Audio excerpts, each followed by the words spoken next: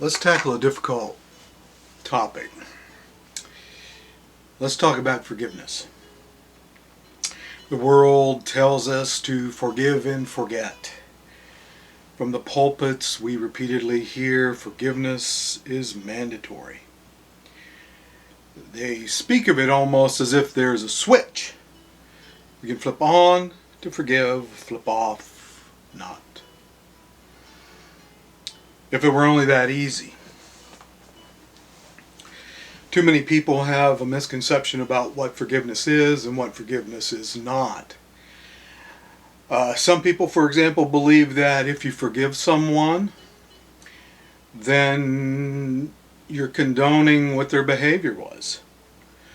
Some folks believe that if you forgive someone, then you have to renew the relationship with them. Some folks really struggle with this whole issue of forgetting. You know, the messages, the memories that are logged in our brain are chemically coded and electrically coded, and they don't just go away. So the forgetting part sets us up for failure from the very beginning. Now, I do believe we can forgive, which is a process, and we need to take the time to go through that process. But forgetting, that is a whole other issue. So if that is a person's goal, they're not going to reach it. Now, the rule of thumb that we need to use, in my opinion, is this. If I've truly gone through the process of forgiving someone, then I reach a point where that emotional punch that generally goes along with, memories of what happened, and we're talking about memories of everything from betrayal to, abuse, various forms of offenses, things that generally we can think of which regard the need for forgiveness. So when we're exposed to those memories, or we're exposed to reminders, situations, language, or even the people, that it may trigger those old memories of hurt and pain that went along with that abandonment, betrayal, abuse. But as we work through that process of forgiveness, again, it does not have that emotional punch. We see that decrease. Also, if we are plagued by many thoughts, many memories, we should see those decline over time as well, if indeed we have tackled the process of forgiving. Now, many people, again, have struggled with this whole aspect of forgiveness, and we need to look at how to do it, because that is an area that just does not get addressed, whether we're talking about the world as a whole or whether we're talking about from the pulpit. So we are going to dive into some aspects of how to go through that process in just a moment.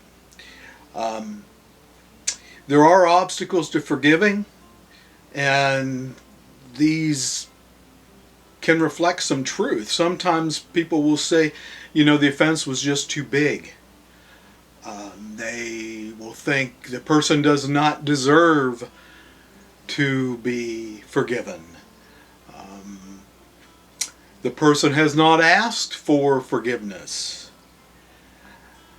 And all those things may have some truth in them. It may be a matter of it was a very big offense, especially when I think about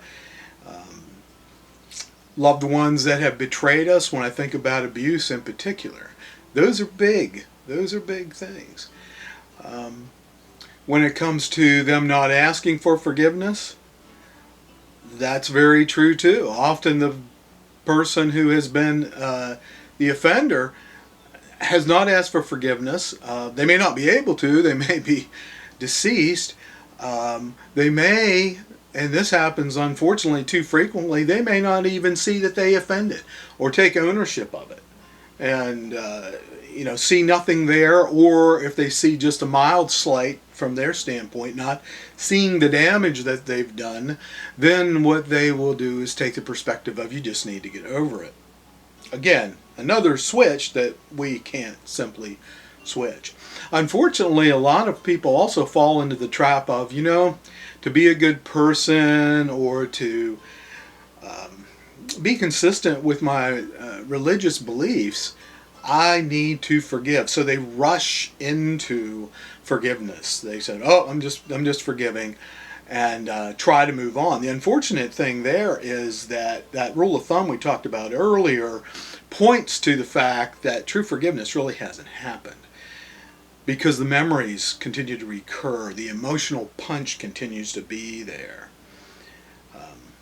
When we're talking about forgiveness, we're really talking about being able to disconnect emotionally, not with regard to memory, but emotionally, from the past, not allow it to continue to have power and influence over us, because let's face it, if we've gone through a significant trauma, it tends to affect our choices, affect our relationship, affect things like trust in the future. And do we really want those people and those incidents in the past to have that level of control? And my answer to that is no, we don't. So what do? We can't rush into forgiveness, and we don't want them to have control. So let me plant this seed, because we usually believe, or so many people do, that forgiveness is a gift that we give someone that's undeserving. And again, there is truth to that as well. What I would propose is, let's think of forgiveness as a gift we give ourselves. Because if I am able to truly forgive, that is me taking back control, not allowing the past to control me, not allowing the influence of this person to continue in a negative way. It's also been referred to as re-inflicted self-injury. If we don't forgive, we continue to pummel ourselves perhaps with those memories. So let's take a look at what we can do to achieve this process. And I'm sure you've noticed I've underlined that word repeatedly here. The process of forgiving. So how do we do this? Well, first of all, we need to admit the reality of what occurred to ourselves. Some folks still have denial operating, where they are not admitting what happened. It can go to that extreme. Or they minimize it where it happened, but it really wasn't that big a deal. We're talking about taking an honest, realistic look at what happened, how it affected us, and how it has influence in the future. And in the midst of that too, how it all made us feel. So that's the first step I would propose, is let's take a realistic view of what happened. Let's admit the damage that was done, the hurt that occurred, and I would emphasize who was responsible for this. When we're talking about a betrayer, when we're talking about someone that has been abusive, the primary weight of responsibility rests with them.